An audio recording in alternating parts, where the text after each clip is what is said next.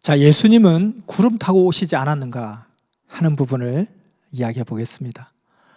구약 성경에 메시아 강림에 대한 예언 중에 다니엘서 7장 13절을 보면 메시아가 하늘 구름 타고 이 땅에 오신다 하는 내용이 있습니다.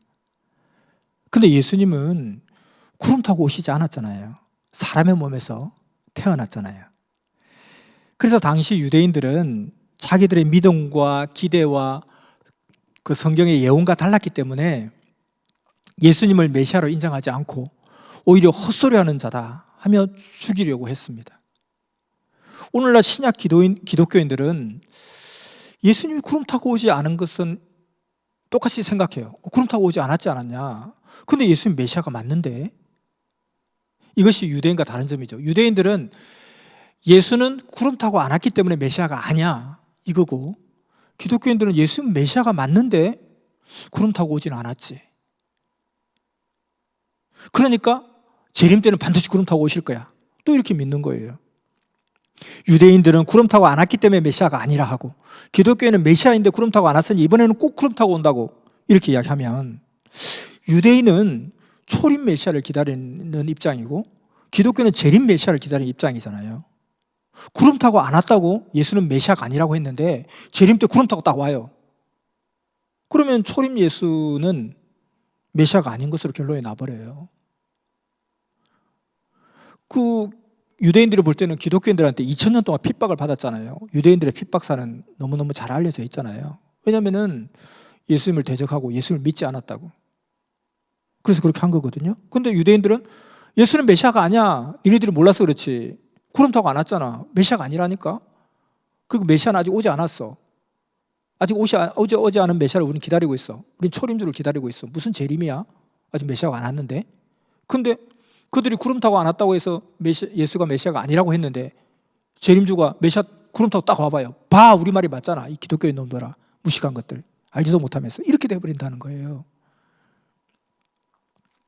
상식적으로 구약 예언은 초림주에 대해서, 신약 예언은 재림주에 대해서 하는 것이 맞아요. 그 예수님도 그랬잖아요. 내가 다 이루었다. 구약의 예언을 다 이루었다 하셨잖아요. 그리고 마태복음 11장 13절에 보면 구약의 예언은 신약의 문을 연 세례요한 때까지다. 그렇게 이야기하고 있잖아요. 즉 예수님 때 다 이루었다는 것입니다. 그러면 예수님은 구름 타고 왔다는 뜻인데요? 아닌데, 구름 타고 안 왔는데. 이사야서에 보면 너희는 여호와의 책을 자세히 보라 하셨습니다. 자, 여호와의 책을 자세히 한번 볼까요? 예수님 진짜 구름 타고 왔는지. 잠언서 25장 14절에 보면 선물한다고 거짓 자랑하는 자는 비없는 구름이다 그랬어요. 선물한다고 거짓 자랑한다. 선물한다고 뭐 뻥쳤다는 거예요. 허세를 부렸다는 거예요. 근데 선물이 없어. 이게 비없는 구름이라는 거예요. 구름은 비가 있어야 되는데 구름이 잔뜩 해서 기대했는데 비가 안 내리는 거 진짜 저기 헛방이네 이렇게 하지 않습니까? 그러니까 구름이 사람이라는 거예요. 선물한다고 거짓 자랑하는 자는 비없는 구름이다. 유다서 1장 12절에 저희는 물 없는 구름이요 열매 없는 가을나무요. 열매 없는 가을나무 실속이 없다는 거 아닙니까? 똑같은 말이죠. 그것은 물 없는 구름이요. 그 누굽니까? 그게 저희는 이렇게 나오는 거죠. 사람을 구름으로 비유하고 있습니다. 그것뿐만 아니죠. 많아요. 너무 많아요. 예레미야서 4장 13절에 보면 보라 그가 구름같이 올라오나니, 그 많은 군대 병력을 보고 구름같이 올라온다 이렇게 표현하고 있어요. 에스겔서 38장 9절에 보면 백성이 광풍같이 이르고 구름같이 땅을 덮으리라. 백성이 구름같이 땅을 덮는데요.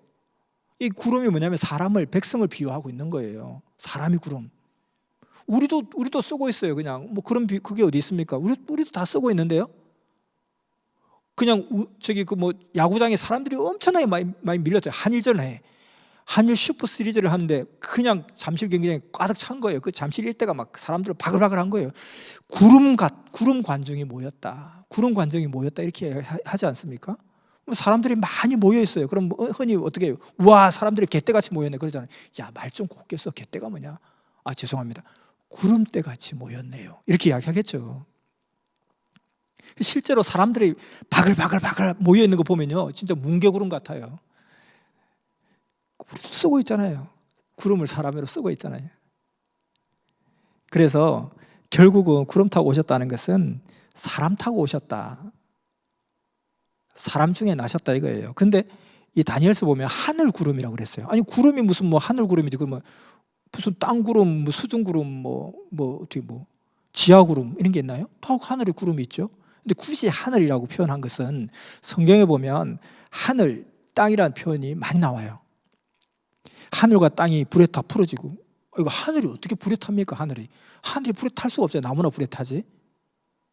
그래서 이 하늘은 보다 형이상학적인 세계, 보다 영적인 세계, 보다 신앙적인 세계, 땅은 보다 형이하학적인 세계, 보다 육적인 세계, 보다 비신앙적인 세계, 이렇게 표현하는 거예요. 하늘, 땅. 우리도 그러잖아요. 하늘이 알고 있다.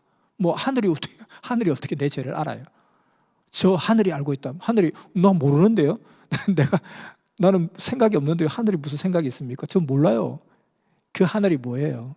이제 하나님의 세계, 이런 세계죠. 그러니까 이 보다 더 하늘과 땅이라는 개념은 형이사학, 영적, 육적, 신앙적, 비신앙적 세계를 이야기하는 거예요. 그러니까 구름이 사람인데 굳이 하늘 구름이라고 표현한 것은 사람은 사람인데 보다 영적인 사람, 보다 신앙적인 사람, 보다 믿음의 사람 타고 온다는 거예요. 그러니까 구약에 예언된 그 메시아는 어떻게 온다는 거예요? 유대인 가운데 온다는 거예요. 그러니까 이사야서 예언이 나와 있지 않습니까? 이새의 줄기에서 한 싹이 나리니, 그 유명한 이사야서 11장, 영광의 왕 만왕의 주가 올 때 나타난 현상에 대해서 사막에 샘이 넘쳐 흐르고 사자가 어린 양과 함께 뒹굴고 독사거리 어린이가 손 놓아도 물지 않고 사막이 꽃동산 되는 세상, 그가 오시면 근데 그가 누구예요? 이새의 줄기. 이새가 누구예요? 다윗의 아버지잖아요. 다윗의 혈통에서 주가 오신다. 이거는 성경에 수도 없이 나오는 형식입니다. 그러니까 성경이 그렇게 예언하고 있잖아요. 다윗의 혈통에서 메시아가 날 것 같다. 왜냐하면 많은 혈통을 볼 때 메시아가 온다면 이 혈통밖에 없겠다, 이렇게 이야기한 거잖아요. 결국은 뭐냐면 하늘 구름 타고 온다는 거예요. 그러니까 유대인들 타고 온다, 이스라엘 민족을 타고 온다, 이스라엘 민족에서 나신다, 이 말인 거예요. 그래서 베들레헴에서 난다 하잖아요. 자, 그래서 하늘 구름은 보다 사람인데 보다 영적인, 신앙적인, 믿는 자, 유대인이라는 거예요. 즉 유대인 타고 온다, 유대에서 태어난다, 다윗의 자손이다, 이 말인 거예요.